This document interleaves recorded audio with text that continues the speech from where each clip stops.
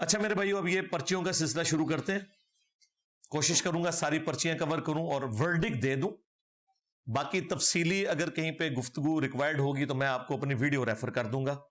ہم نے جو سنڈے کا پروگرام کرنا ہوتا ہے وہ کرنٹ افیئر کے اوپر کرنا ہوتا ہے، ادروائز تو آپ لوگوں کا انٹرسٹ لوز ہو جائے گا. اگر ہم پرانی جو گفتگو ہے اسی کو بار بار ریپیٹ کریں گے تو فائدہ نہیں ہے، الا یہ کہ کوئی کرنٹ افیئر کے طور پر آ جائے، وہ ایک الگ چیز. ذہن میں جو کفریانہ خیالات آتے ہیں ان کا گناہ یا عذاب ہوگا، ان سے بچنے کا وظیفہ بتا دیں. وظیفہ تو ہے اعوذ باللہ من الشیطان الرجیم، لا حول ولا قوت الا باللہ. یہ دو وظائف ہیں، لیکن وظائف کے ساتھ یعنی کہ دعا کے ساتھ دوا بھی ضروری ہے بیماری کے علاج کے لیے، اور وہ یہ ہے کہ آپ نے اس کی طرف متوجہ نہیں ہونا.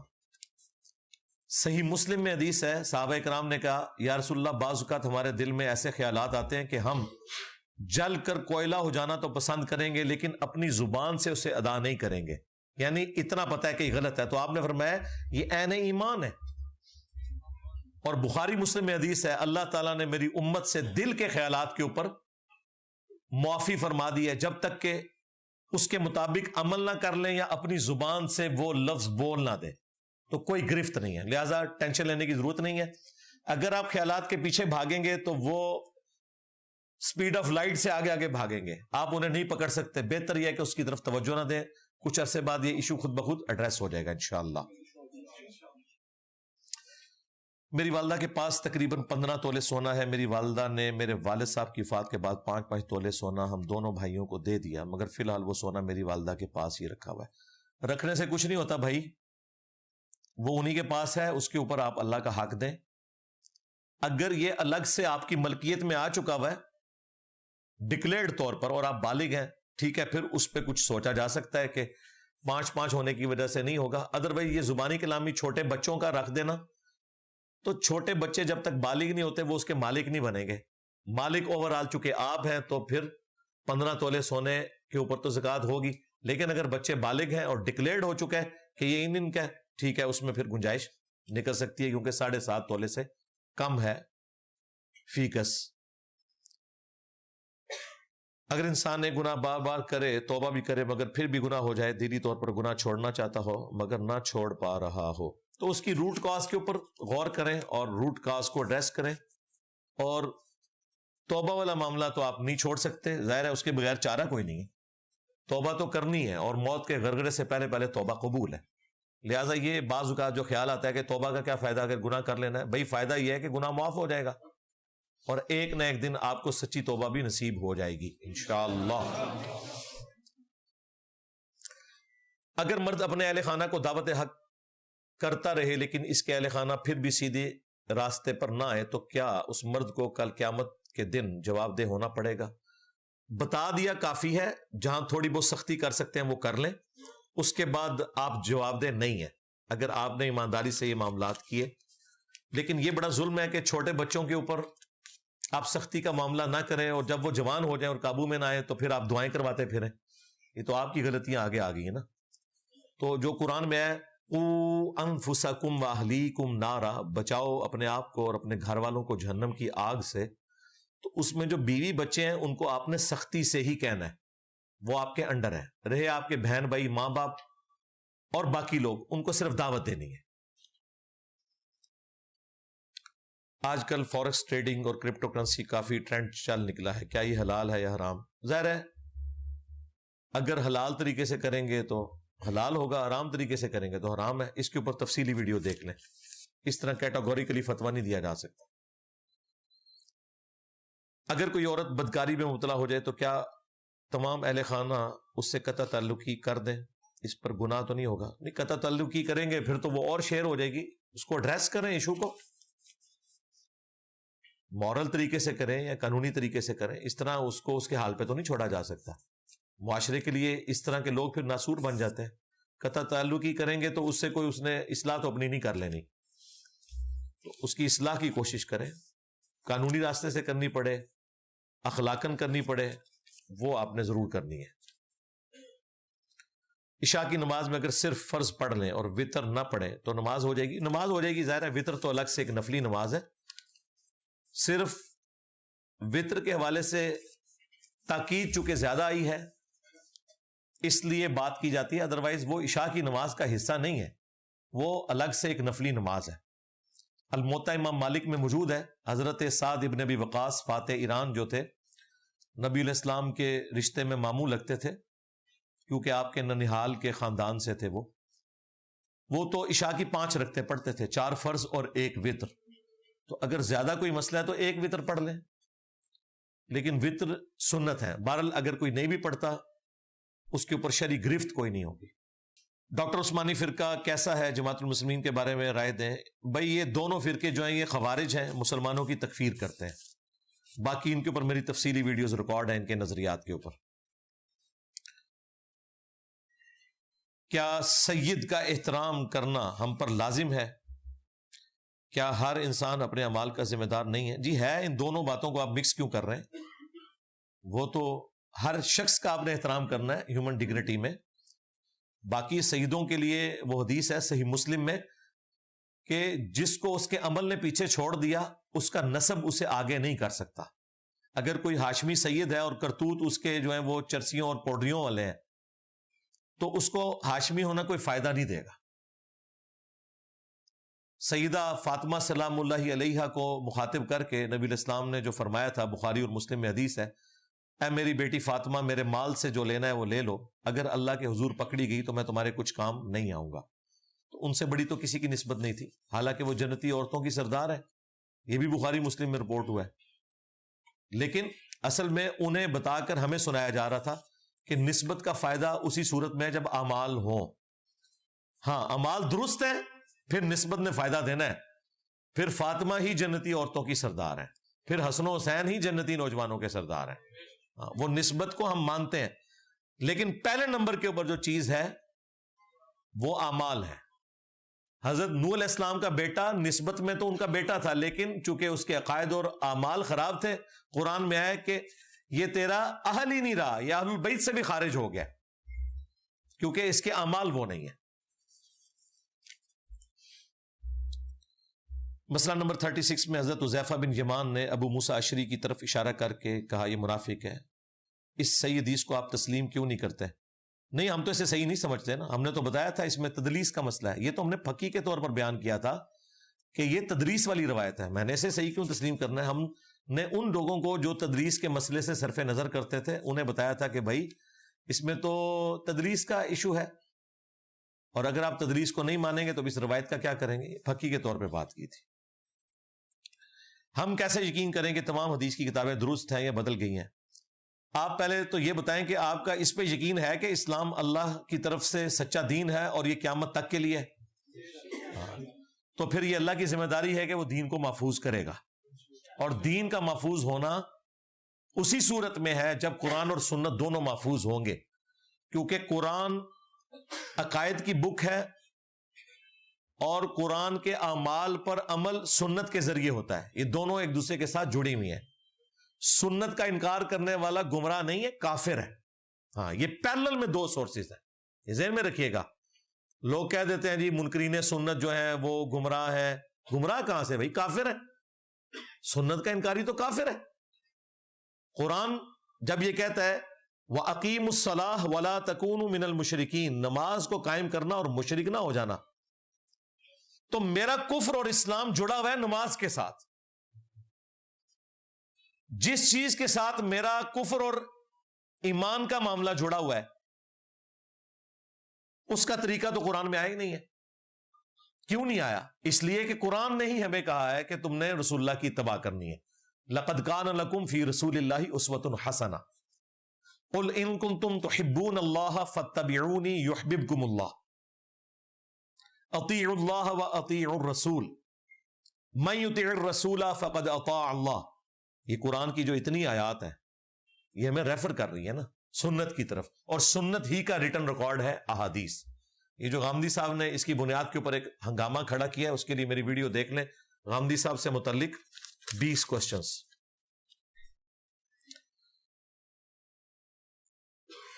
صحیح بخاری میں 2704 میں حضرت حسن ابن علی کا یہ بولنا کہ ہم بنو عبد المطلب کی اولاد ہے، ہم کو خلافت کی وجہ سے روپیہ پیسہ خرچ کرنے کی عادت ہو گئی ہے، اس سے محسوس ہوتا ہے کہ یہ صلح پیسے لے کر ہوئی، تو بالکل ایسے ہی ہونا چاہیے۔ اس کی وجہ یہ کہ قرآن میں اللہ تعالیٰ نے بنو ہاشم کا حق رکھا ہے، یہ حضرت معاویہ کو اپنی جیب سے تو پیسہ نہیں دے رہے تھے، قرآن میں آیا کہ اہل البیت کے لیے مال غنیمت کا 5واں حصہ ہے، وہ قیامت تک ہے، وہ ان کو ملنا ہے، خمس جسے کہا گیا۔ تو وہ اہل البیت کو عادت پڑ گئی ہے پیسے خرچ کرنے کی، اپنے اوپر نہیں، لوگوں میں بانٹنے کی عادت پڑ گئی ہے۔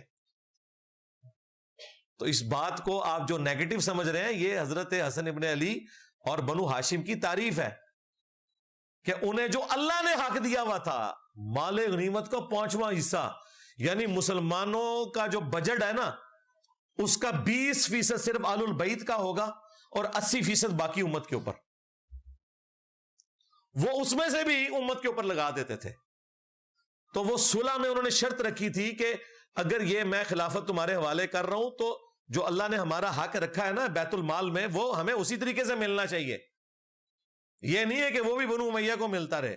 اور یہ کریڈٹ جاتا ہے حضرت معاویہ رضی اللہ تعالیٰ عنہ کو، باقی تو انہوں نے کسی شرط پہ عمل نہیں کیا، لیکن خمس کا سلسلہ انہوں نے جاری رکھا اہل البیت کا، کیونکہ ان کی بھی اپنی ایک سوچ تھی کہ پیسے کے ذریعے جو معاملات حل کیے جا سکتے ہیں نا، وہ باقی معاملات سے نہیں ہو سکتے۔ انہوں نے کہا پیسے ہم نہ بند کریں، ورنہ بنو ہاشم پھر سے اکٹھا ہوگا اور اس حق کے لیے جو قرآن میں اللہ نے رکھا ہے، تو انہوں نے کہا پیسے انہیں دے کے رکھو،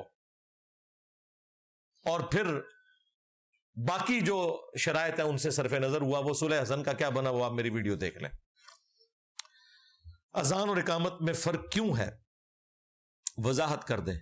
اس لیے ہے کہ اللہ کے نبی علیہ السلام نے تعلیم فرمایا، یہ ہے سمپل جواب۔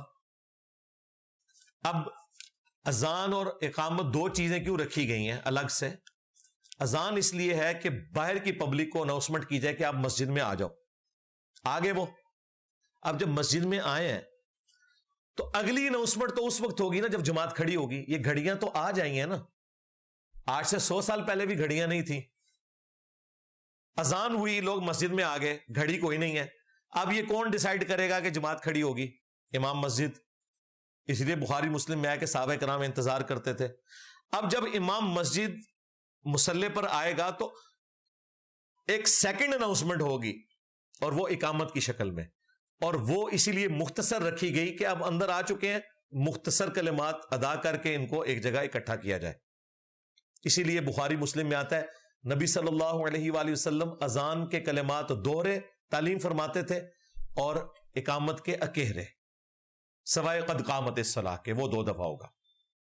البتہ اگر اذان ترجیح ہوگی جس طرح مسلم شریف میں آئی اشہد ان لا الہ الا اللہ 4 دفعہ اور اشہد ان محمد رسول اللہ 4 دفعہ، تو پھر اس اذان کی اقامت ڈبل ہوگی جس طرح حنفی دیتے ہیں، وہ سنن نبی داؤد میں موجود ہے۔ اب یہ 2 نمبری یہ کرتے ہیں، اقامت وہاں سے اٹھاتے ہیں اپنی، انہیں یہ نہیں پتا کہ وہ اقامت اس اذان کے لیے جس میں کلمات 4 دفعہ ہیں، اور ہماری جو عموماً اذان ہے اس میں تو کلمات 2 دفعہ ہوتے ہیں، اشہد ان لا الہ الا اللہ، اس کی اقامت وہی ہے جو اہل حدیث اقامت کہتے ہیں یا علماء عرب کہتے ہیں حرمین کے اندر، اکیری۔ کیا زمین ٹھیکے پر دینا جائز ہے؟ مثلا میرے پاس کچھ ایکڑ زمین ہے، میں خود کاشت کرنے کی بجائے اسے ٹھیکے پر دے دوں، بالکل جائز ہے، ثابت ہے، صحابہ کرام بھی کرتے رہے، صحیح بخاری میں حدیث موجود ہے۔ جس طرح آپ دعوت کا کام کر رہے ہیں، اس لیول تک پہنچنے کے لیے کون سا عمل اختیار کیا جائے؟ بھائی یہ کوئی طریقہ نہیں ہے، ہاں ذہن میں رکھیے گا، محنت سے کوئی شخص بھی اتنے بڑے لیول کے اوپر دعوت کا کام نہیں کاٹ سکتا، یہ محض اللہ کا فضل ہوتا ہے کسی کو چن لے۔ یعنی مجھے نہیں پتا، یہ میں جس دلیری کے ساتھ یہ بولتا ہوں تو آپ کیا سمجھتے ہیں کہ مطلب میں پہلے دن سے اس طرح ہی پیدا ہوں؟ کسی نے سوچا تھا کہ ان غداروں کو کوئی اس طریقے سے للکارے گا؟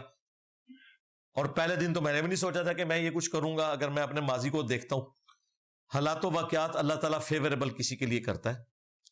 باقی بجائے آپ یہ دیکھنے کے کہ آپ نے یہ بننا ہے، آپ اپنے گیون سرکمسٹانسز میں دعوت کا کام کریں اور اپنا کوالٹی والا ایریا جو ہے نا، کمپیٹنسی ایریا، اپنی صلاحیت وہ آئیڈینٹیفائی کریں۔ اگر آپ اچھی ایڈیٹنگ کر سکتے ہیں تو آپ کو پھر ویڈیوز کی فیلڈ میں جانا چاہیے. اگر آپ اچھی سپیکنگ پاور رکھتے ہیں تو پھر آپ سپیکنگ کی طرف آ سکتے ہیں, لیکن وہ صرف بولنے کا ہنر نہیں آنا چاہیے, مواد بھی ہونا چاہیے. لوگ یہ سمجھتے ہیں کہ جی کوئی بندہ بھی یوٹیوب پہ آ جائے گا تو اس کو فیم مل جائے گا. جی مل جائے گا, ایک آدھ ویڈیو وائرل ہو جائے گی, اس کے بعد ٹھپ. ملینز کے سبسکرائبر ہیں, ویورشپ 5-5, 3-3, 4-4 ہزار کے اوپر ہے. مفتی بینک کو دیکھ لیں, 5 ملین سبسکرائبر ہیں, ویورشپ کتنی ہے؟ 5,000, 7,000, 8,000, 10,000 حد. اور سبسکرائبر کتنے ہیں؟ 50 لاکھ. جب وہی باتیں ریپیٹ ہوں گی, لوگ کہیں گے یار سن چکے ہیں, اور کیا سنیں. اور اسی لیے آپ دیکھیں, میں کسی بھی ٹاپک کو پرانا نہیں ہونے دیتا, اور کسی بھی کرنٹ افیئر کو میں چھوڑتا نہیں ہوں, کیونکہ عوام سننا چاہتی ہے کہ اس معاملے میں اب انجینئر صاحب کیا کہیں گے. اگر میں ایک ہی بات کو بار بار ریپیٹ کروں, اسی لیے دیکھیں میں نے کتنے ماز کھولے ہوئے ہیں. قرآن کی تفسیر الگ سے ریکارڈ ہو رہی ہے, سائنٹیفک فیکٹس کے اوپر علیحدہ سے گفتگو ہو رہی ہے, کرنٹ افیئر جو آتے ہیں مذہب سے متعلق ان کے اوپر الگ سے گفتگو ہوتی ہے. لہٰذا ایک نئے پن کا احساس رہتا ہے, اس لیے اتنی ویورشپ آ رہی ہوتی ہے, لوگ دیکھ رہے ہوتے ہیں. تو یہ نہیں ہے کہ کوئی بندہ بھی بیٹھ جائے تو اس کی ویورشپ ہوگی. مفتی طارق مسعود صاحب کے بھی کوئی 4.5 ملین سبسکرائبر ہیں. یہ بھی جو الزامات لگے ہیں اس کی ویڈیو اوپر کی, ورنہ پرانی آپ ویڈیو دیکھیں آج سے کوئی 2-3 ہفتے پہلے تک 5,000, 8,000, 10 حد 20,000 تک کوئی ویڈیو جاتی ہے. حالانکہ دیوبندی کروڑوں میں ہے, اور اس وقت ان کا اکیلا یہ اب فرنٹ پہ سپیکر ہے, کیونکہ طارق جمیل صاحب تو بیچارے آلموسٹ ریٹائر ہو چکے ہیں. تو اس طرح نہیں لوگ سنتے. تو آپ نے اپنی صلاحیتوں کو دیکھنا ہے, فی الوقت اپنے گھر والوں سے, قریبی دوستوں سے کام شروع کریں. باقی اللہ نے قبول کر لیا تو اس کی مرضی. مجلس 50 میری دیکھ لیں, اس میں نے ان سارے ٹاپکس کو ایڈریس کیا ہوا ہے. مجلس 50 انٹرویو آف انجینئر محمد علی مرزا. اسلام دیندار عورت سے شادی کا حکم دیتا ہے. عورت کے دیندار ہونے سے کیا مراد ہے؟ جو مرد کے دیندار ہونے سے مراد ہے بیسک فرائض کو پورا کرنے والا. مرد کے لیے کہ نماز پڑھتا ہو, رزق حلال کماتا ہو. عورت کے لیے یہ کہ وہ حجاب کرتی ہو, نماز پڑھتی ہو, اپنی عفت اور عصمت کی حفاظت کرتی ہو. یہ موٹی موٹی چیزیں دیکھنی ہیں, باقی باریکیاں تو بعد میں پتہ چلیں گی کیا ہوا ہے. ہاں سیدھی جی گل ہے. جو شخص صرف تبلیغ کے لیے علم حاصل کرتا ہے اور خود عمل نہیں کرتا, اس کی رہنمائی کر دیں. اسے یہی کہا جائے گا کہ بھائی عمل بھی کرو. اللہ تعالیٰ کے نزدیک یہ بہت بڑا جرم ہے. اللہ تعالیٰ نے سورۃ المنافقون میں یہ تو فرمایا کہ اللہ کے نزدیک یہ بہت بڑا جرم ہے کہ تم وہ بات کرو جس پہ خود عمل نہیں کرتے ہو, وہ دعوے کرو جو خود تم میں نظر نہیں آ رہے. تو وہ اپنے آپ کو اس حوالے سے وعید سنائے قرآن کی آیات پڑھ کے, تاکہ اس طرف بھی جائے. لیکن اس کی بنیاد پہ ہم یہ نہیں کہہ سکتے کہ وہ علم حاصل کرنا چھوڑ دیں. علم تو حاصل کرنا ہی کرنا ہے, وہ بیسک نیڈ ہے. یہ مسلمان کے لیے سمجھ لیں سانس ہے جو لینا ہی لینا ہے. سیدھی سی بات ہے. کوئی شخص بیمار ہے, بے سود پڑا ہوا ہے, سانس اس نے بھی لینا ہے. اس کے بغیر زندگی نہیں ہے. علم زندگی ہے, وہ تو آپ نے حاصل کرنا ہی کرنا ہے. نماز کے دوران دماغ بھٹک جاتا ہے اور عجیب وسوسے آتے ہیں. میں دھیان دینے کی کوشش کرتا ہوں لیکن پھر بھٹک جاتا ہوں. بس کوشش جاری رکھیں, ترجمہ یاد رکھیں. باقی میں پہلے کوشچن پہ بھی اسی پہ ہی بول چکا ہوں. اللہ تعالیٰ کی عطا کردہ صلاحیتیں اللہ کے دین کو غیر مسلموں تک پہنچانے کے لیے بھی لگائیں, جیسا کہ ڈاکٹر ذاکر نائک اور تبلیغی جماعت وغیرہ. اللہ کا شکر ہے غیر مسلموں تک ہی پہنچا رہے ہیں. اب مجھے بتائیں, بریلوی کہتے ہیں دیوبندی کافر ہیں, تو جب میں دیوبندیوں کو سمجھاتا ہوں تو غیر مسلموں کو ہی سمجھا رہا ہوں نا. لو سامو. سنی کہتے ہیں شیعہ کافر ہے, جب میں شیعہ کو سمجھا رہا ہوتا ہوں تو سنیوں کے نزدیک کافروں کو سمجھا رہا ہوتا ہوں. باقی یہ جو آپ نے کہا صلاحیتیں, تبلیغی جماعت نے کون سی اپنی صلاحیت خرچ کی ہے جی؟ تبلیغی جماعت کو تو خود نہیں پتا کہ دین کیا ہے, سوائے ان 6 نمبروں کے. انہوں نے کن غیر مسلموں کو دعوت دی ہے؟ اور ان کی ڈکلیئر پالیسی ہے کہ غیر مسلموں کو دعوت نہیں دینی. آپ جا کے تبلیغی جماعت والوں سے پوچھ لیں. ہاں یہ ذہن میں رکھیے گا. یہ جو چند ایک واقعات آپ کو ملتے ہیں نا کہ وہ کہیں گئے اور کسی نے کلمہ پڑھ لیا ولادہ بات, علمی طور پہ اللہ کے بندوں انہیں خود نہیں پتا انہوں نے کیا دین آگے پیش کرنا ہے. ان کی یہ فیلڈ ہی نہیں ہے. ڈاکٹر ذاکر نائک نے بہت اچھا کام کیا, اللہ کا شکر ہے. تو غیر مسلموں تک بھی اللہ کے فضل سے ہم ہی دعوت پہنچا رہے ہیں. مجھے بتائیں غیر مسلموں نے جب جب اسلام پہ حملہ کیا ہے کون سا سپیکر سامنے آیا ہے؟ دھروو راٹھی نے جب تینوں ریلیجنز کو لائن میں رکھ کے ویڈیو ریکارڈ کروائی، کرسچینٹی کو، جوڈائزم کو اور مسلمز کو، تو کہاں تھے ڈاکٹر ذاکر نائک؟ اگر انہوں نے کوئی ویڈیو ریکارڈ کرائی ہے دھروو راٹھی پہ، ذرا مجھے بھی لنک شیئر کروائیں. میں نے ریکارڈ کروائی. ماربری ایمینول نے 5 اعتراضات کیے اسلام پہ، قرآن پہ، پیغمبر اسلام پہ صلی اللہ علیہ وآلہ وسلم. آرتھوڈاکس کرسچن بشپ آسٹریلیا کا. میں نے تفصیلی ویڈیو ریکارڈ کرائی. کتنے جی آپ کے انٹرنیشنل سپیکرز اور وہ موٹیویشنل سپیکر اور مولویوں کے فرنٹ مین جو ہمیں کہتے تھے جی آپ نان مسلمز کو جواب دیں، نہ وہ خود جواب دے سکے نہ ان کے بڑے بزرگ جواب دے سکے. میں نے جواب دیا. تو اللہ کے فضل سے نان مسلمز کے حوالے سے بھی سب سے زیادہ میری ویڈیوز ہیں. آپ کو تعارف نہیں ہے بھائی.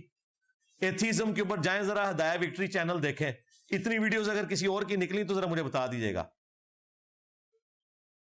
اور اتنی زیادہ ویڈیوز ہیں ملٹی ڈائریکشنل ٹاپکس کے اوپر، وہ سارا کر رہے ہیں ہم پیرلل میں کر رہے ہیں. یہ آپ کے بڑوں کے مسئلے ہیں کہ وہ ایک ٹاپک کو کرتے ہیں دوسرے بھول جاتے ہیں، وہ کر ہی نہیں سکتے. ہمارا یہ ہے میٹرو جنرل سٹور فری. ہاں، نان مسلم ہو یا مسلمانوں میں گھسے ہوئے کافر، یعنی فرقے جو ایک دوسرے کو کہتے ہیں، ساروں پہ میری ویڈیوز ہیں اللہ کے فضل سے. پروویڈنٹ فنڈ کے بارے میں مختصر بتا دیں. پروویڈنٹ فنڈ جو گورنمنٹ دیتی ہے تو وہ جائز ہے جی، لے سکتے ہیں. اس کے اوپر جو سود ہے وہ آپ نہ لیں، اوریجنل رقم آپ لے سکتے ہیں. جان بوجھ کر گناہ کرنے کا کیا حکم ہے؟ توبہ کریں اور نہ کریں گناہ، یہ حکم ہے جی. قرآن مجید سمجھ کر پڑھتے ہوئے سمجھ نہ آئے تو علماء کرام سے کیسے پوچھیں؟ ان سے ایسے پوچھیں کہ جی پہلے تو ہم انجینئر کے ہاتھوں گمراہ ہوئے تھے، پھر ہم نے علماء کے کلپس دیکھے کہ جی دین تو علماء سے سیکھنا چاہیے، تو اللہ کا شکر ہے میں آپ سے یہ پوچھنے آیا ہوں. اس طرح پوچھیں. اگر آپ اس کے علاوہ کسی اور طریقے سے پوچھیں گے تو وہ کہیں گے پتہ لگ گیا کہ اسٹیشن تو بول رہے ہیں. کہہ رہے ہیں دیکھیں آج کل کتنی گمراہی پھیلی ہوئی ہے، کوئی ڈاکٹر سے دین سیکھ رہا ہے، کوئی انجینئر سے سیکھ رہا ہے. ٹھیک ہے، تو اللہ کا شکر ہے ہمیں تو ماں باپ نے یہی سکھایا کہ علماء سے جا کے دین سیکھنا چاہیے. تو یہ جو آیت ہے، یہ حدیث ہے، ذرا یہ بتا دیں اور یہ چیک کر کے دیکھیں آپ ذرا. اس کے بعد تو کسی مولوی کو غصہ نہیں آنا چاہیے نا، وہ خوش ہو کے بتائے گا. لیکن جب آپ سوال پوچھیں گے ایسا جو اس کی دم پہ پاؤں آئے تو پھر دیکھیں وہ کیسا غصہ کھائے گا. تھوڑی دیر برداشت کرے گا، اس کے بعد وہ اپنی اصلیت پہ آ جائے گا. پھر پوچھنا آپ نے یہ ہے کہ مجھے آپ نے قرآن و سنت سے بتانا ہے، کسی عالم کا حوالہ نہیں دینا. بس یہ جملہ بھی بول دیں گے نا آپ تو آگے دیکھیں آپ کے ساتھ کیا ہوتی ہے. الا یہ کہ کوئی بندہ واقعی سکھانے کے لیے بیٹھا ہوا ہے تو علماء کرام سے ہی پوچھا کریں. مجھے بھی جہاں کہیں پرابلم آتی ہے، کوئی ایشوز آتے ہیں، تو میں علماء سے بڑی لمبی لمبی ڈسکشنز کرتا ہوں اور پھر میں ان سے یہ بھی کہتا ہوں کہ آپ اپنے بڑوں سے پوچھیں کہ اس معاملے میں آپ کا کیا موقف ہے، وہ چیز سامنے لے کے آئیں. چاند ایک اتنے کریٹیکل ایشوز پچھلے سالوں میں آئے کہ مجھے پوری برین سٹارمنگ کرنی پڑی. میں تو کسی رزلٹ پہ پہنچ چکا تھا لیکن میں چاہ رہا تھا کہ میں علماء کی تائید کے ساتھ کوئی موقف رکھوں. پھر میں علماء سے باقاعدہ ڈسکشن کرتا ہوں کہ بھائی میں تو اس معاملے میں اس رزلٹ پہ پہنچا ہوں. جس طرح یہ پچھلے دنوں جو عمران خان صاحب کا عدت کیس تھا، اس میں وہ جو نابالغہ عورت کی عدت کا مسئلہ ہے جو سورہ طلاق میں آیا ہے، اب وہ بڑا ایک مشکل مسئلہ تھا. اس پہ میں نے کئی علماء سے ڈسکشن کی. وہ سارے پھر 2 ہفتے، کوئی کسی نے 3 ہفتے لیے، کرتے کرتے پھر اینڈ پہ انہوں نے کہا جی جو آپ نے رزلٹ نکالا ہے ہمیں بھی یہی رزلٹ ٹھیک لگتا ہے. لیکن میں نے کہا یار ہمارے پرانے بزرگ تو اس طرح نہیں لکھے گئے، یا تو ایک شیعہ عالم کا ترجمہ مجھے ویسے ملا ہے یا غامدی صاحب کا. باقی تو سارے جس طریقے سے اس کی تفسیر بیان کرتے ہیں وہ تو بڑی خطرناک ہے اور وہ ایتھیسٹ کے ہاتھوں میں ہتھیار بنی ہوئی ہے. تو اس طرح بعض اوقات کوئی ٹاپکس آتے ہیں میں ڈسکس کرتا ہوں، تو آپ بھی ضرور پوچھیں. علماء سے پوچھا نہ کریں بلکہ پوچھا کرو انہوں کہ کتنے لکھے آ جائے. ہاں، کیا شادی کرنا اسلام میں فرض ہے؟ شاہ جی دسو، میں کیا دساں؟ یہ شاہ جی بھی مجھ سے ہی پوچھتے ہیں جی شادی کرنا فرض ہے. میرے بھائی فرض ہی ہے اس حوالے سے کہ نبی علیہ السلام کا طریقہ ہے، الا یہ کہ کسی کے ساتھ کوئی ایسا میڈیکل ایشو ہے یا حالات و واقعات فائنینشلی اس کے ساتھ فیوریبل نہیں ہے. یہ بھی ہو سکتا ہے نا, ایک بندہ 20 بچوں کا خرچہ نہیں اٹھا سکتا, ٹھیک ہے, تو وہ پھر ذرا اپنی سے نچلی فیملی میں دیکھ لے, لیکن شادی ضرور کرے. یہ نبی الاسلام کا طریقہ ہے, ٹھیک ہے جی. باقی یہ جو پبلک میں مشہور ہے نا, جس نے شادی نہیں کی اس کا جنازہ ہی جائز نہیں ہے, یہ بالکل غلط بات ہے. بے نمازیوں کے جنازے پڑھتے ہیں, اور سب سے بڑے جنازے بے نمازیوں کے ہوتے ہیں. جتنے بڑے بڑے آپ کے چودھری اور پولیٹیشنز ہیں, ان کے جنازے کتنے بڑے بڑے ہوتے ہیں. آج تک کسی نے یہ نہیں پوچھا کہ بے نمازی کا جنازہ ہو جاتا ہے جس نے خود کبھی نماز نہیں پڑھی, جس نے خود قرآن کھول کے نہیں دیکھا, اس کی میت پہ قرآن پڑھ رہے ہوتے ہیں سالے ثواب کے لیے. بس یہ شادی پہ آ کے پھنس جاتے ہیں. تو بھائی شادی ایک بیسک نیڈ ہے, اس کے اوپر میری تفصیلی ویڈیوز ریکارڈ ہے. اہل سنت کہتے ہیں کہ ہم پر جو اعتراضات اٹھائے جاتے ہیں وہ ہمارے جاہل لوگوں کے درباروں پر سجدہ کرنے کی وجہ سے, جبکہ ہمارے علماء ایسا نہیں کرتے. اچھا, علماء اگر آپ کے ایسا نہیں کرتے تو علماء ہجوم اکٹھا کر کے جیل اکیڈمی کے باہر آ جاتے ہیں ذلیل ہونے کے لیے. یہ سارا موب اکٹھا کر کے کسی مزار پہ کیوں نہیں لے جاتے, اور وہاں جا کے خرافات کیوں نہیں ختم کرواتے؟ کیونکہ یہ بینیفیشری ہیں سسٹم کے. یہ ایک ٹکٹ میں 2 مزے کر رہے ہیں. آج تک آپ نے سنا ہے اپنی زندگی میں کہ داتا دربار پہ سارے بریلوی اکٹھے ہوں لاہور کے, اور کہ آج کے بعد یہاں پہ کوئی بے پردہ عورت اس طریقے سے ایکٹیویٹیز پرفارم نہیں کرے گی, یہاں پہ کوئی ہیروئن چرچ نہیں بکے گی؟ ہوا ہے کبھی ایسے؟ تو اس کا مطلب یہ سپورٹ کر رہے ہیں. اچھا, اگر یہ کوئی نان بریلوی کرنے کی کوشش کرے گا نا, اس کے خلاف یہ مقدمہ کٹوا دیں گے کہ یہ امن کو برباد کرنے کی سازش ہو رہی ہے. تو یہ بات آپ کی درست ہے کہ انہوں نے پبلک کے سامنے اور پکچر رکھی ہوئی ہے دین کی, عوام کے سامنے اور خواص کے سامنے اور ہے.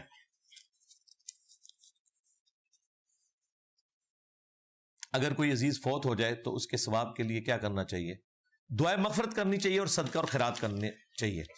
اصالہ ثواب کے 10 طریقے میری ویڈیو دیکھ لیں. مسجد میں نماز اردو میں کیوں نہیں پڑھی جاتی؟ عربی کی سمجھ نہیں آتی. تو سیکھ لیں بھائی, نماز کون سی اتنی بڑی ہے, چھوٹی سی تو نماز ہے. سورہ فاتحہ کا ترجمہ تو آلموسٹ آتا ہی ہے, ساتھ سورہ اخلاص اگر پڑھتے ہیں کوئی اور چھوٹی یا کوئی اور چھوٹی سورت تو اس کا ترجمہ بھی آتا ہے. کتنی ہے نماز؟ سبحان ربی العظیم, سبحان ربی الاعلی, کو مشکل ہے اس کا ترجمہ؟ صرف ایک التحیات للہ والصلوات والطیبات, یہ تشہد چھوٹا سا ہے, اس کا ترجمہ یاد کرنا, باقی تو آلموسٹ آتا ہی ہوتا ہے, تو کر لیں ترجمہ یاد. یہ مسلمانوں کی یونٹی کی علامت ہے. ورنہ آپ کے پی چلے جائیں گے تو وہاں تو پھر پشتوں میں پڑھیں گے نماز, مصیبت تو پھر آپ کو پڑ جائے گی, آپ کہیں گے مجھے تو آتی ہی نہیں پشتو. تو بہتر یہ کہ پوری دنیا کے مسلمان ایک ہی زبان میں نماز سیکھ لیں, تاکہ کوئی چائنیز ہو, کوئی انڈونیشین ہو, کوئی سب کانٹیننٹ کا ہو, کوئی عربی ہو, سارے ایک ہی زبان کو لیں. یہ تو معجزہ ہے نبی صلی اللہ علیہ وآلہ وسلم کا, یہ زندہ معجزہ ہے کہ عربی مسلمانوں کی یونٹی کی علامت ہے. سورہ فاتحہ کوئی اجمی پڑھ رہا ہو, کوئی عربی پڑھ رہا ہو, کوئی افریقن پڑھ رہا ہو, کوئی رشین پڑھ رہا ہو, آپ کو لگے گا ہی نہیں کہ یہ کوئی الگ دین کا ماننے والا ہے. ورنہ تو جگہ جگہ آپ کو, مجھے بتائیں, سینکڑوں زبانیں سیکھنے سے بہتر نہیں کہ آپ عربی اتنی سیکھ لیں جو نماز کا ترجمہ ہے وہ یاد کر لیں. ورنہ تو آپ کہیں اور جائیں گے تو آپ کو ہر جگہ الگ سے زبان سیکھنی پڑے گی. میری بیوی میرے ساتھ خوش ہے, مبارک ہے جی آپ کو. میرے سسرال والے اس کو مجھ سے طلاق کروانا چاہتے ہیں, اسلامی قانون کے مطابق میری رہنمائی کریں. اسلامی قانون یہ ہے کہ کوئی طلاق دینے کی ضرورت نہیں. بیوی اگر خوش ہے تو ساس سسر کیا کر لیں گے, سیدھی سی بات ہے. اور اگر بیوی ان کے ہاتھوں میں کھیل رہی ہے اپنے ماں باپ کے اور آپ کو چھوڑنا چاہتی ہے تو تو خوش ہے, اندروں کو نہیں جے خوش. ہاں, سیدھی سی بات ہے. علی بھائی شادی اپنی مرضی, یہ شادی علی سارے سوال آئے جا رہے ہیں.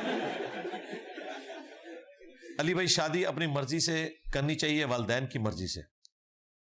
اگر والدین نہ مانے تو کیا کریں؟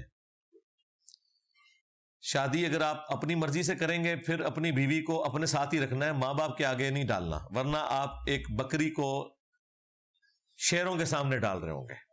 ہاں, اور اگر ماں باپ کے آگے ان کو ڈالنا ہے تو پھر ماں باپ کی مرضی سے ہی کریں. یہ سمپل جواب میں نے آپ کو دیا ہے, ہزاروں باتوں کی ایک بات ہے. علی بھائی اپنے اسٹوڈنٹ کو نکاح کے بارے میں اچھا یہ ایک بندے کے نہیں ہے، یہ نہ سمجھے کہ میں یہ ایک بندے کے سوال پڑھ رہا ہوں، یہ ڈفرینٹ ہینڈ رائٹنگز میں، یا تو کوئی ایک بندہ سارے لوگوں سے، مختلف لوگوں سے یہ سوال جمع کر کے ادھر رکھ دیے ہیں، یا مختلف لوگوں کے یہ سوال ہیں، بل یہ بائی چانس ہی سارے اس طرح کے آ رہے ہیں اکٹھے ہی۔ علی بھائی اپنے اسٹوڈنٹ کو نکاح کے بارے میں کیا ترکیب دیں گے؟ یہ ترکیب کیا مطلب؟ رشتہ ڈھونڈنے کا طریقہ بتاؤں؟ ہاں، اس کے اوپر میری ویڈیو دیکھ لیں، وہ جو قاسم علی شاہ صاحب فاؤنڈیشن کے جو اس وقت ہیڈ ہے نا اسامہ بھائی، انہوں نے میرے ساتھ پوڈ کاسٹ کی تھی، وہ ہے ہی ساری یہ شادی سے متعلق ہے، وہ آپ دیکھ لیں۔ علی بھائی حق مہر کیوں ضروری ہے؟ حق مہر اس لیے ضروری ہے کہ یہ اللہ تعالیٰ نے فرض کیا ہے، اس لیے ضروری ہے، جس طرح زکوٰۃ دینا ضروری ہے کیونکہ اللہ نے فرض کی ہے، حق مہر اللہ نے فرض کیا ہے اس لیے ضروری ہے۔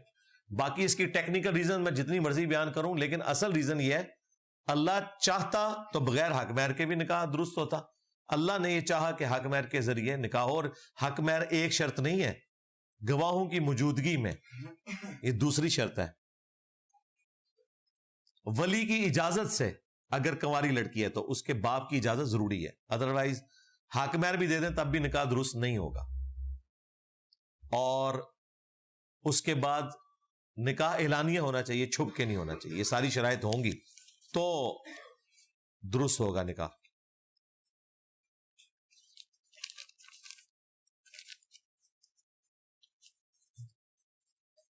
کیا آپ صلی اللہ علیہ وآلہ وسلم کے علاوہ کسی اور کو بھی خواب میں اللہ کا دیدار ہوا ہے؟ نہیں جی، بالکل سب جھوٹی باتیں ہیں، کوئی نہیں ہوا، صرف نبی علیہ السلام کے بارے میں ترمذی میں حدیث ہے۔ خواب میں اللہ کا دیدار تفصیلی ویڈیو میری دیکھ لیں۔ حلالہ کب ہو سکتا ہے؟ بالکل نہیں ہو سکتا جی، حلالہ تو ہے ہی حرام ہے، حلالہ نام کی کوئی چیز اسلام میں نہیں ہے، حلالہ کرنے والے پر، کروانے والے پر لعنت ہے۔ جس کو حلالہ کہا جاتا ہے نا وہ چیز ہی کچھ اور ہے، جو یہ حلالہ کہہ کے اسے کر رہے ہوتے ہیں۔ وہ قرآن میں ہے کہ بائی چانس اگر کسی مرد نے کسی عورت کو طلاق دی اور اس نے کسی اور مرد سے شادی کر لی اور وہ بھی فوت ہو گیا، یا اس نے طلاق دے دی اپنی مرضی سے، پری پلان نہیں، اور اس کے بعد وہ اگر اپنے پہلے والے خامند کی طرف لوٹنا چاہتی ہے تو نئے نکاح، نئے حق مہر کے ساتھ آ سکتی ہے۔ پری پلان حلالہ نہیں ہو سکتا۔ جس طرح آپ بھول کر بریانی کی پوری پلیٹ بھی کھا جائیں روزہ نہیں ٹوٹے گا، لیکن جان بوجھ کے ایک لقمہ بھی کھائیں گے تو روزہ ٹوٹ جائے گا۔ تو یہ جو مولوی حلالہ نکال رہے ہیں نا، یہ وہ والا حلالہ ہے جو کہ حرام ہے۔ ہاں، ابن ماجہ میں حدیث ہے، حلالہ کرنے والے اور کروانے والے پر اللہ کی لعنت ہے۔ ہاں جی، اچھا کئی انوی مولوی کہتے ہیں لعنت ہو جائے گی پر اسٹیبلش ہو جائے گا، لعنت ہی کمائی ہو تسی۔ حضرت عثمان کے نکاح میں نبی علیہ السلام کی 2 بیٹیاں تھیں، ان کو اہل بیت میں شامل کیوں نہیں کیا جاتا؟ نبی علیہ السلام کی جو بیٹیاں ہیں وہ تو اہل بیت میں شامل ہیں، لیکن حضرت عثمان سے جو ان کی اولاد ہے وہ تو ویسے بھی آگے نہیں چلی، اور وہ اولاد ہوتی بھی تو وہ اہل البیت میں شمار نہیں ہوگی۔ اس کی وجہ ہے کہ حضرت عثمان بنو ہاشم سے نہیں تھے۔ نبی علیہ السلام کی جو اولاد ہے سیدنا علی کے ذریعے، سیدہ فاطمہ کے ذریعے، تو وہ صرف حضرت فاطمہ کی اولاد ہونے کی وجہ سے اہل بیت نہیں ہے، وہ اس لیے اہل بیت ہے کہ ان کے شوہر بنو ہاشم سے تھے، ورنہ حضرت فاطمہ بھی اہل بیت ہے، سیدہ رقیہ بھی اہل بیت ہے، سیدہ زینب بھی، سیدہ ام کلثوم بھی، لیکن اولاد صرف سیدہ فاطمہ کی اہل البیت میں شمار ہوگی کیونکہ ان کے ہسبینڈ بنو ہاشم سے تھے، باقیوں کے بنو ہاشم سے نہیں تھے۔ تو بیسیکلی اہل البیت بنو اسماعیل میں بنو ہاشم قبیلہ جو ہے وہ اہل البیت ہے، آل علی، آل عباس، آل جعفر اور آل عقیل۔ وہ غدیر خم کی حدیث والی ویڈیو دیکھ لیں۔ زکوٰۃ سے متعلق آپ نے 25 اونٹ تک صرف ایک بکری کا بتایا تھا، مہربانی کر کے اس کی تفصیلات بتا دیں۔ تفصیلات تو بتائی ہوئی ہے نا، 25 اونٹ پہ تو ایک بکری نہیں بتایا ہوا، 5 اونٹ کے بعد زکوٰۃ شروع ہو جاتی ہے، 25 اونٹ پہ نہیں۔ اس کے لیے آپ مشکات شریف میں جو پہلی جلد کے اینڈ پہ زکوٰۃ کا پورا چیپٹر ہے وہ پڑھ لیں، اس میں سارا لکھا ہوا ہے کہ گائے پہ کس وقت زکوٰۃ شروع ہوگی، بکریوں پہ، اونٹ پہ۔ 5 اونٹ جو ہے نا وہ تھریش ہولڈ پوائنٹ ہے۔ کیا مرنے سے پہلے انسان کو اس بات کا احساس ہو جاتا ہے کہ اس کو موت آنے والی ہے؟ بالکل اینڈ پہ جا کے شاید ہو جاتا ہو، بعض کو ہوتا ہے بعض کو نہیں ہوتا، جو لوگ اچانک مر جاتے ہیں ان بیچاروں نے تو سوچا بھی نہیں ہوتا. اچانک ہارٹ فیل ہو جاتا ہے کئی لوگوں کا, کوئی ایئر کریش میں اچانک مر جاتا ہے, اسے تو پتہ بھی نہیں چلتا. اس طرح کی کوئی چیز رپورٹ نہیں ہوئی, may be may not be. غزوہ بدر میں عورتیں مردوں کو پٹی کرتی تھیں, اور اگر بابے نے مریدنی کو کیچ کر لیا تو کیا ہوا؟ جب زندگی موت کا سوال ہو تو شرعی حکم بتائیں. بھائی بات یہ ہے کہ پہلی تو بات یہ ہے کہ یہ جو بابے نے کیچ کیا ہے یہ تو واقعی جعلی ہے. اس کی وجہ یہ ہے کہ اس طریقے سے کوئی اڑ کے کیچ نہیں کر سکتا. ہالی ووڈ کی فلم میں تو کر سکتے ہیں کیمرے کے کمال سے, وہ ویڈیو بھی لوگوں نے چڑھائی ہوئی ہے. تو یہ پریکٹیکلی پاسبل ہی نہیں ہے کہ کوئی اس طرح کیچ کر سکے. یہ ہے ہی جھوٹ اور فراڈ کے اوپر مبنی ہے. دوسرا, جس بندے کی یہ صلاحیت ہے نا کہ وہ اڑ سکتا ہے اور نگاہ بار کے یہ سب کچھ کر سکتا ہے, اگر وہ مریدنی کو ہاتھ لگاتا ہے نا تو گل وچ کوئی اور ہے. اسے چاہیے نگاہ مارے ایسے کر کے لینڈ کرا لے, کیونکہ اسے ضرورت ہی نہیں ٹچ کرنے کی. چاہیں تو اشاروں سے اپنے کایا ہی پلٹ دیں دنیا کی, کہتے ہیں نا. تو اگر ان کے بابا جی اشاروں سے کایا پلٹ سکتے ہیں تو مریدنی آ رہی تھی ایسے اشارہ کرتے, کیچ کیتا ہے نا یہ گل وچ کوئی اور ہے. اس لیے ہم مخالفت کرتے ہیں. اب آ جائیں یہ جو جنگی صورتحال میں وہ واقعی کیٹاسٹرافک کنڈیشن ہے, تو ان لوگوں کے بارے میں تو ہمارا دعویٰ بھی نہیں ہے کہ صحابیات جو ہیں وہ نگاہیں مار کے تو مرم پٹی کر سکتی تھی. نہیں, اس زمانے میں تو یہ نہیں ہوتا تھا. یہ بات کی کہانی ہے نا, جھوٹ پہ مبنی. تو اس زمانے میں ظاہر ہے جنگوں میں, اور یہ بھی شروع کی جنگوں کا ذکر ہے جب مسلمانوں کے پاس مین پاور نہیں تھی, تو زخمیوں کی مرہم پٹی عورتیں کیا کرتی تھی. اس میں کوئی شک والی بات نہیں ہے. لیکن وہ عورتیں وہ تھی جو نگاہیں مار کے سب کچھ نہیں کر سکتی تھی. آپ کے بھی اگر کوئی بابا جی کسی پانی میں ڈوبنے والی مریدنی کو تیر کے بچائیں, ہم اس کو پکڑنے کے اوپر کوئی گدگن نہیں لگائیں گے. ہمیں پتہ ہے کہ یار اس کے بغیر گزارا نہیں ہے, پکڑنا پڑتا ہے. لیکن آپ کا بابے کے بارے میں یہ دعویٰ ہے کہ وہ نگاہ مار کے یہ کر سکتے ہیں, پھر وہ اڑ کے مریدنی کو کیچ کر کے تو نیچے اتار رہے ہیں, تو گل وچ کوئی اور ہے. ہاں, پھر ہم آپ کو وہی حدیث سنائیں گے بخاری مسلم کی کہ سیدہ عائشہ کہتی ہیں نبی علیہ السلام نے بیعت لینے کے لیے بھی کبھی کسی عورت کو ہاتھ نہیں لگایا. یہ مزیدار سوال تھا, مزہ آیا ہے, نواں وکھری ٹائپ دا سوال سی ہے. سورۃ المائدہ کی آیت نمبر 35 میں وسیلے کا ذکر ہے. اپنی رائے دے. بالکل, وسیلے کو جو نہیں مانتا وہ کافر ہے, لیکن وسیلے کی جو تعریف کر رہا ہے وہ بھی گمراہ ہے. اس وسیلے والی آیت کے اوپر میری کئی ایک ویڈیوز ہیں. مسئلہ 43 دیکھ لیں, قرآن کلاسز میں بھی آپ وسیلہ لکھیں, سورۃ المائدہ آیت نمبر 35 میری تفصیلی ویڈیو کھل جائے گی. میں نے 5 وسیلے بتائے ہیں جو درست ہیں, اور ایک ایسا بتایا کہ جو جعلی ہے. تو وسیلے کو تو ہم مانتے ہیں, وسیلے کے نام پہ دھوکہ, یہ بھی میری ویڈیو ہے. معاشرے میں آپ کا تعارف اتنا غلط کیوں کروایا جاتا ہے؟ یہ اس بات کا ثبوت ہے کہ ہمارا معاشرہ ابھی اس حوالے سے زندہ ہے کہ وہ خود نیکی پہ چلے نہ چلے, اپنے زوم میں جس چیز کو برائی سمجھتا ہے اس کا تعارف کروا رہا ہے. تو میں تو بڑا خوش ہوں اس سے. یہ اس لیے کروا رہے ہیں کہ تاکہ آپ کو غلط تعارف ہو اور آپ آگے چیک کریں کہ یہ کون ہے, اور آپ کو حق کا تعارف ہو جائے. باقی ٹیکنیکلی ایسا ہی ہوتا ہے. ہم تو ختم نبوت صلی اللہ علیہ وآلہ وسلم کی برکت سے یہ کام لے کے چل رہے ہیں نا. اوریجنلی جس کا کام تھا, جن کی قبر مدینے میں ہے صلی اللہ علیہ وآلہ وسلم, آج بھی دنیا میں سب سے زیادہ غلط تعارف اگر کسی شخصیت کا ہو رہا ہے نا تو رسول اللہ کا ہو رہا ہے. پچھلے 100 سالوں میں 60,000 کتابیں لکھی گئی ہیں. کتنی؟ 60,000 کتابیں. ہمیں عمر نو بھی مل جائے نا, ہم ان کتابوں کا جواب نہیں دے سکتے. 60,000 کتابوں کا جواب دینے کے لیے 1 سال بھی اگر لگے ایک کتاب کا جواب دینے میں تو 60,000 سال چاہیے. اور نہ ہم دیں گے, ہم ڈاکٹرن کلیئر کریں گے. باقی ہر باریکی کا جواب دینا ضروری نہیں ہے. تو نبی علیہ السلام کا بھی تعارف اسی طریقے سے کروایا جاتا ہے, کوئی فرق نہیں پڑتا. نبی علیہ السلام کے ڈاکیے کا تعارف بھی اگر اس طریقے سے کروایا جا رہا ہے تو ہم خوش ہیں, بہت اچھی بات ہے. نبی صلی اللہ علیہ وآلہ وسلم کو کافروں نے کیا کچھ نہیں کہا, پاگل کہا, نعوذ باللہ, مجنون کہا, اجمی غلام ہے جو اسے پڑھاتا ہے. کہا کہ اسے جو وحی نازل ہوتی ہے یہ پریشان خواب ہے. کہا کہ یہ اگلے لوگوں کی کہانیاں ہیں جو یہ صبح و شام ہم پہ پڑھتا ہے.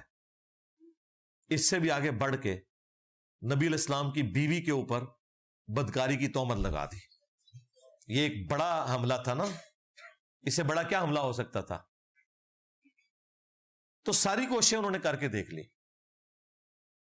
نبی علیہ السلام کے کریکٹر میں تو کوئی کمی نہیں تھی نا,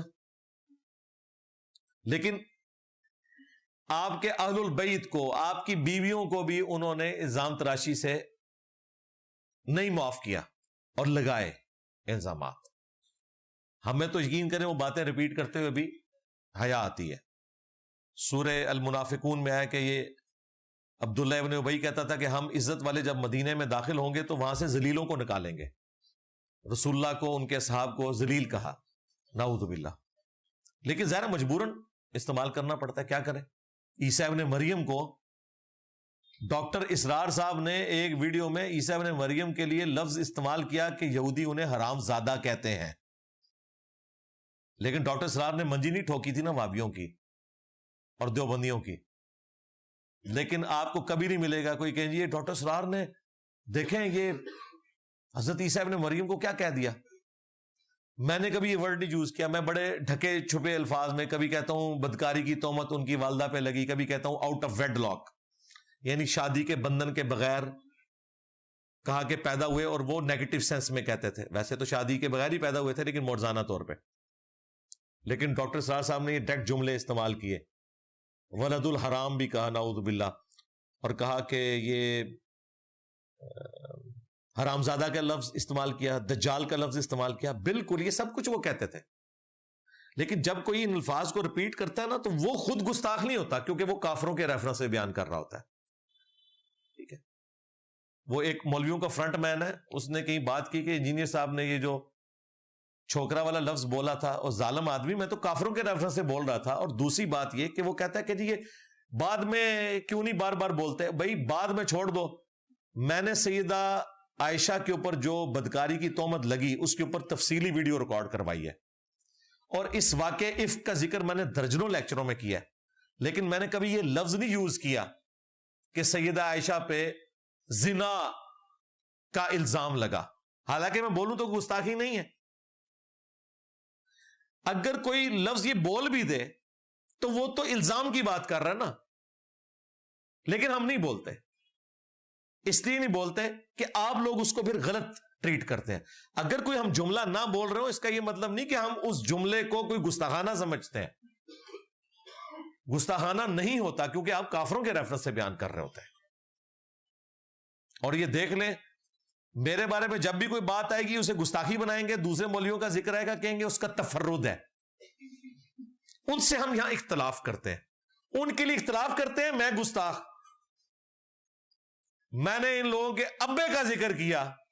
کفایت اللہ دلوی نے قادیانیوں کے زویے کو حلال کہا اور کہا ان کا حکم اہل کتاب کا ہے.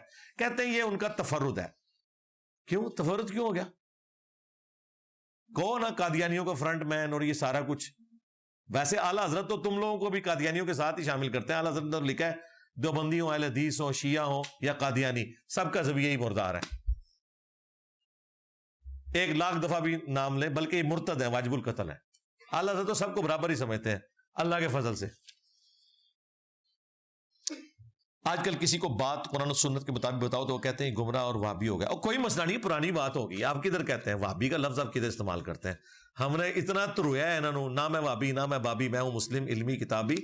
اب وہ یہ نہیں بات کرتے, کہتے ہیں انجینئر کو سنتا ہے. وہابی کا لفظ تو ختم ہو گیا, وہابی مر گئے ہوں. اب نہیں لوگ یہ بات کرتے. اور یہ میں ریالٹی بتا رہا ہوں, یہ میں کوئی تکبر کے طور پہ بات نہیں کر رہا اور نہ عذرائے تفنن یہ بات کر رہا ہوں, یہ ریالٹی ہے. آپ جہاں قرآن و سنت کی بات کریں گے آپ لوگ وہابی نہیں کہتے, کہتے ہیں وہ انجینئر نو سن دا جے. کیونکہ وہابی تو آپ قرآن و سنت کی بات نہیں کرتے, وہ مامو کرتے رہتے ہیں. کیا نجدیوں کے لیے حضور صلی اللہ علیہ وسلم نے دوزخ کا کہا ہے؟ نج سے مراد شیطان کا سینگ, اور اس کے اوپر میری تفصیلی ویڈیو دیکھ لیں. باقی یہ جو بریلویوں نے محمد الوہاب صاحب کے اوپر یہ فتویٰ لگایا وہ بالکل غلط ہے. کیا لائسنس کے بغیر گاڑی چلانا اسلام میں جائز ہے؟ غلط ہے. غلط ہے، بالکل غلط ہے. صحیح سوال پوچھا ہے. لائسنس تو بنوانا چاہیے بالکل. اب تو ویسے ہی چلان اتنے زیادہ ہو رہے ہیں, ضرور بنوائیں. اور صرف لائسنس نہیں, گاڑی چلانی بھی آنی چاہیے. ہاں, اور اشاروں کا بھی پتہ ہونا چاہیے. کئی ڈرائیور ہیں 20-20 سال سے ڈرائیونگ کر رہے ہیں, لیکن انہیں کوئی تمیز نہیں ہے. جس وقت چاہیں وہ اپنی لین بدل لیتے ہیں اور انڈیکیٹر بھی نہیں دیتے. پتہ نہیں چلتا کہ کس وقت آ کے آپ کے اوپر چڑھائی کر دیں. وہ آپ نے ایک ویڈیو میں کہا تھا کھڑے ہو کر پانی پینا ثابت ہے, لیکن حضرت انس سے روایت ہے کہ رسول اللہ صلی اللہ علیہ وسلم نے کھڑے ہو کر پانی پینے سے منع فرمایا. یہ جو مسلم شریف میں ایک حدیث ہے نا کہ آپ علیہ السلام نے فرمایا کہ جو کھڑے ہو کر پانی پیے وہ کیا کر دے, یہ حدیث منسوخ ہے. ہم کب مانتے ہیں کہ حدیثیں نہیں تھی؟ حدیثیں منسوخ ہے, بعد میں حکم بدل گیا.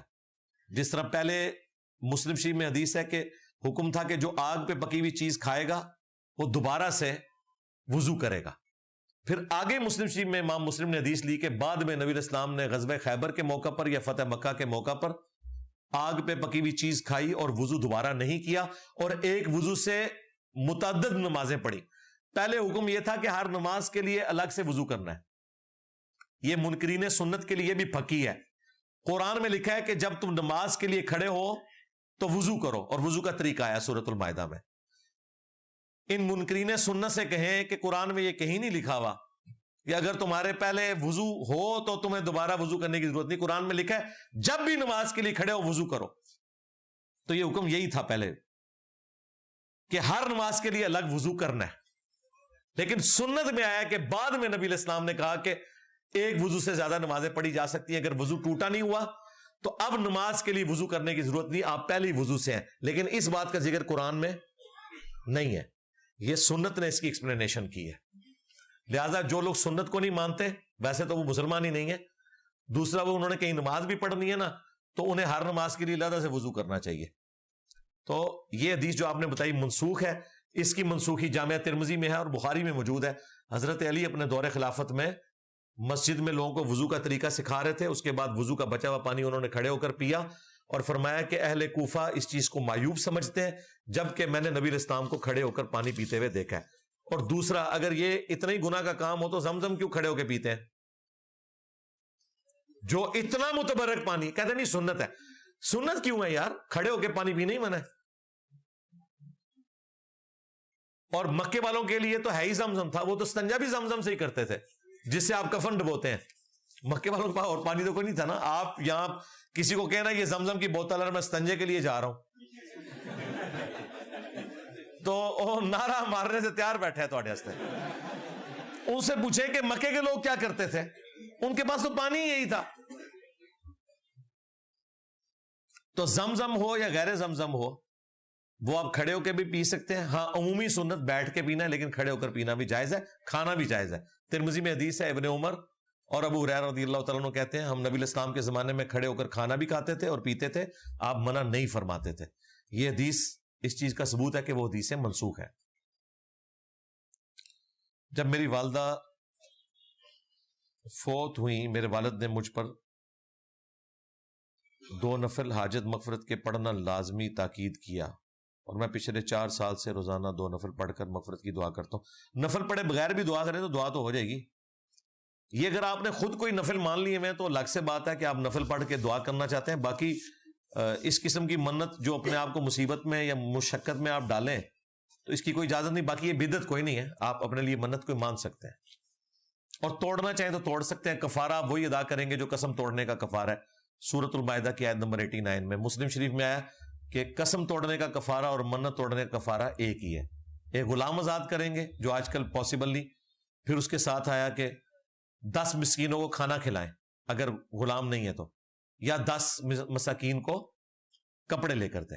اور اگر اس کے اوپر بھی قدرت نہیں ہے آپ کی تو پھر آپ 3 مسلسل روزے رکھیں گے. نماز میں امام کے ساتھ سلام کا منہ سے کہنا ضروری ہے؟ جی کہنا ہے آپ نے. تکبیرات انتقال بھی آپ نے کہنی ہے. کیا کسی نامحرم کے لیے دعا کرنا جائز ہے؟ مثلاً یا اللہ اس کو پردہ کرنے کی توفیق عطا فرما. آپ میرے بھائی اس طرح کیا کریں, کسی کسی نامحرم مرد کے لیے دعا کیا کریں کہ یا اللہ اسے نماز پڑھنے کی توفیق دے، داڑھی رکھنے کی توفیق دے. اور کسی ایک خاص کے لیے نہ کریں، آپ ساروں کے لیے کریں کہ اللہ تمام مسلمان عورتوں کو قرآن و سنت کے مطابق زندگی گزارنے کی توفیق دے. آمین. اگر عشاء کی سنت اور وتر نماز نہ پڑھیں تو نماز ہو جائے گی جی. قضائے عمری کیسے ادا کریں؟ قضائے عمری کے لیے توبہ کریں، جو ساتھ ساتھ ہو رہی ہیں قضا وہ آپ کرتے جائیں. قضائے عمری کا طریقہ میری تفصیلی ویڈیو ریکارڈ ہے، وہ آپ دیکھ سکتے ہیں. کیا آپ مستقبل میں کسی قسم کی کتاب لکھیں گے؟ میں نے تو اتنی کتابیں لکھ دی ہیں ویڈیوز کی شکل میں، اسی کو آپ ریٹرن میں لے آئیں، کوئی ضرورت نہیں. اللہ کی کتاب موجود ہے، سنت موجود ہے. فقہ جعفری کے مطابق خمس دینے پر آپ کی کیا رائے؟ بہت اچھی بات ہے، اگر یہ ذاکرین اور علماء خود ہی نہ کھا جائیں، غریبوں کو بھی دیں تو بہت اچھی بات ہے. کیا شہیدوں کو بغیر کسی حساب و کتاب کے جنت میں داخل کیا جائے گا؟ جی، مسلم شریف میں حدیث ہے شہید کا ہر گناہ معاف ہو جائے گا سوائے قرض کے. حقوق العباد بہرحال اس کو معاف کروانے ہوں گے. کوئی ایسا شخص جو گناہ گار ہو شہید ہو جائے تو انشاءاللہ مغفرت ہو جائے گی اس کی، سوائے حقوق العباد کے معاملات. میں بینک میں کیش آفیسر ہوں، جو کہ بہت محنت کا کام ہے. بینک میں نوکری کرنا حلال ہے؟ اسلامی بینکنگ کی طرف چلے جائیں جی. جب تک نوکری اور نہیں ملتی اس کو کنٹینیو کریں، ورنہ ادھر چلے جائیں. زندگی میں پریشانیوں اور الجھنوں سے کیسے نپٹا جائے؟ صبر کر کے اور مستقبل کی امید اور جنت کی نعمتوں کو ذہن میں رکھ کے. باقی دنیا تو تکلیف کا نام ہے. میں نے صحیح میں پڑھا ہے کہ طوفانی یا بارش والے دن اپنے گھروں میں نماز پڑھو. ہاں جی، اس پہ میری ویڈیو بھی ریکارڈ ہے. تو نماز جمعہ کے وقت اگر ایسی صورتحال ہو تو جمعے کے لیے تو حدیث ہے بخاری میں، ابن عباس کہتے ہیں کہ جمعے کا دن تھا، نبی علیہ السلام نے اذان میں کہلوایا صلو فی الرحال، گھروں میں نماز پڑھو. تو جمعے کے بارے میں تو حدیث ہے. تو باقی نمازیں تو اپنے مرتبے کے اعتبار سے اس سے چھوٹی ہیں. جمعے کے لیے بھی حضور نے کہا، جو کہ انتہائی تاکید والی نماز ہے کہ اس دن زور کی نماز بھی ختم ہو جاتی ہے اس کی وجہ سے، اسی کے لیے کہا تھا کہ نماز گھر میں پڑھو. بارش میں آپ گھر پڑھ سکتے ہیں، لیکن گھر میں جمعہ نہیں پڑھیں گے، پھر 4 فرض زور کے پڑھیں گے. نماز کے دوران کوئی جیب لکھا ہوا ہے، اچھا، نماز کے دوران کوئی جیب سے چوری کرے تو کیا کرنا چاہیے؟ جی پکڑ لیں اس کو، جی نماز توڑ دیں، پہلے اس سے نبٹ لیں.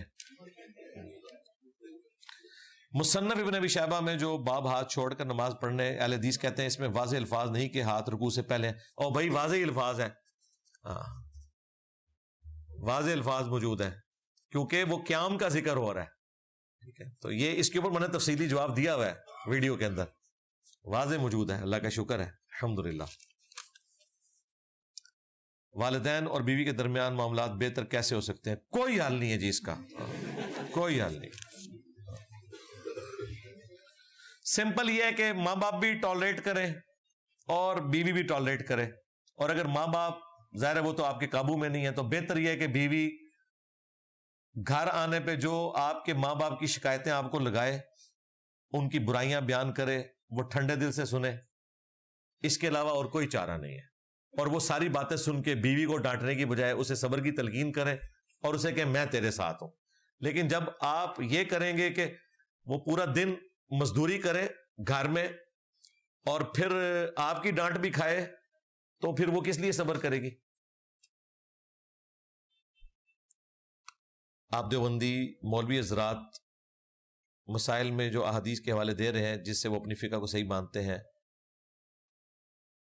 لیکن وہ احادیث ضعیف ہوتی ہیں، اس صورت میں لوگ ان کی بات کو صحیح کدھر مان رہے ہیں جی؟ لوگ کون سا لوگ ہے جو مان رہے ہیں؟ ان کو آپ لوگ کہہ رہے ہیں تو ہجوم ہے. کسی بندے نے، ان کی عام آدمی نے پوری زندگی ٹوپی رکھی ہے، داڑھی رکھی ہوئی ہے. آپ ان سے ذرا یہ پوچھیں، یہ جو آپ نماز پڑھ رہے انہیں بتاؤ لکھی کدھر ہوئی ہے؟ وہ تو ان کو پتہ نہیں ہے، کوئی تحقیق نہیں کر رہا. جو تحقیق کر رہا ہے وہ ادھر ہی آ رہا ہے، یہ میں آپ کو بتا دوں. ہاں، یہ ہو ہی نہیں سکتا جو پڑھنا شروع کرے اور وہ ادھر رہ جائے. اسی میں نے کہا تھا تبلیغ کی اوپن اجازت دیں، سارے فرقوں کو اجازت ہو وہ اپنی بات کریں، عوام خود فیصلہ کر لے گی. یہ جن کو آپ سمجھیں نا تحقیق کی ہے، کوئی تحقیق نہیں کی ہوئی، 6 نمبر ہی یاد کیے میں. اگر پہلی رکعت رہ جائے تو ہم تیسری رکعت میں رفع یدین کیسے کریں گے، یا پھر دونوں رکعتوں میں کریں گے؟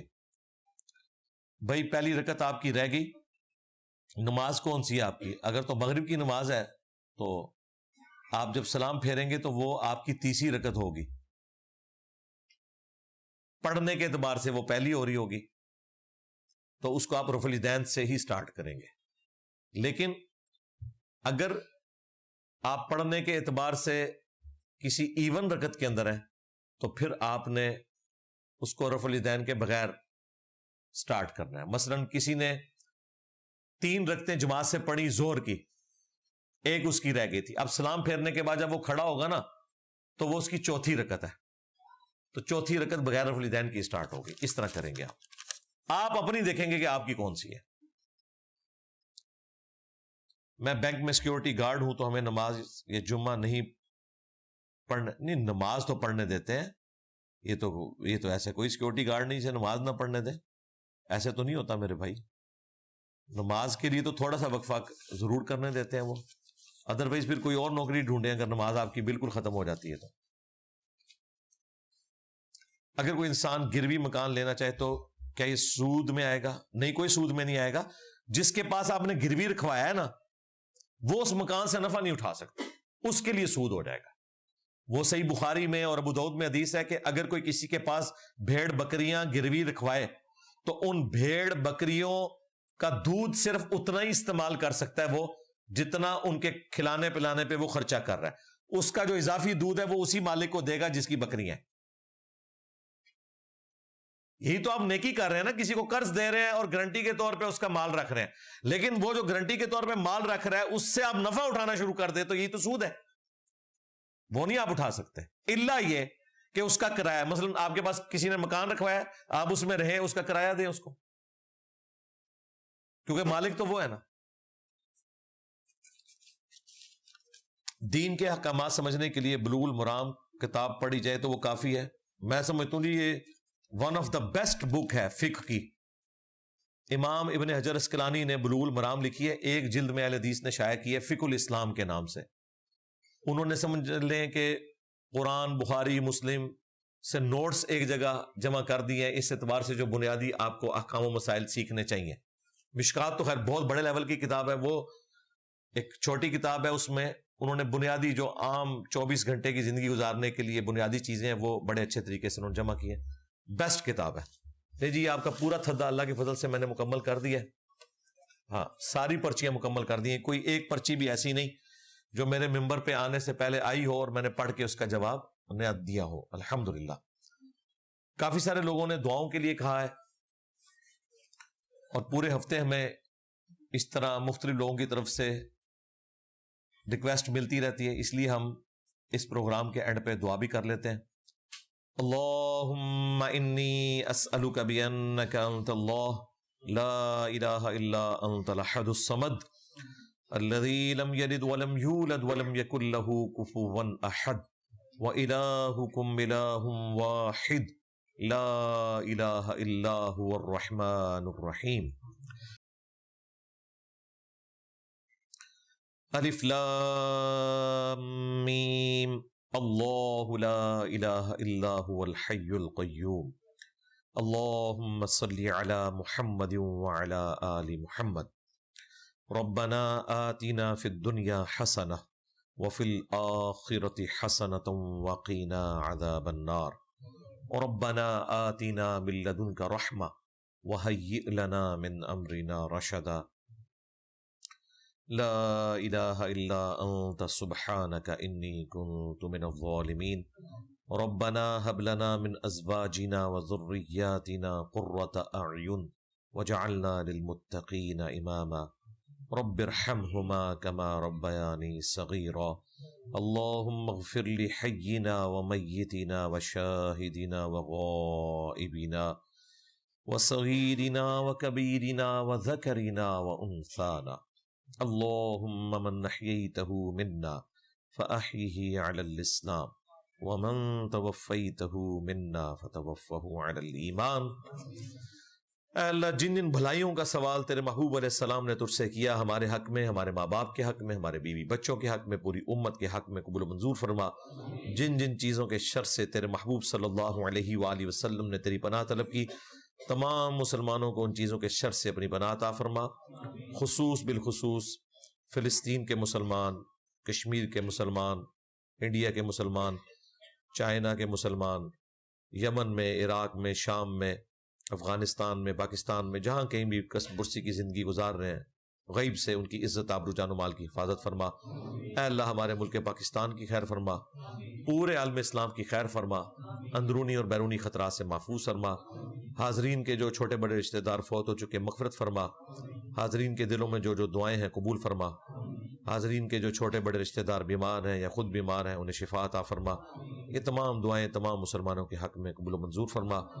سبحان ربک رب العزت عما یصفون وسلام علی المرسلین والحمد للہ رب العالمین، وصلی اللہ علی النبی الکریم وعلی آلہ وصحابہ اجمعین الی یوم الدین، آمین۔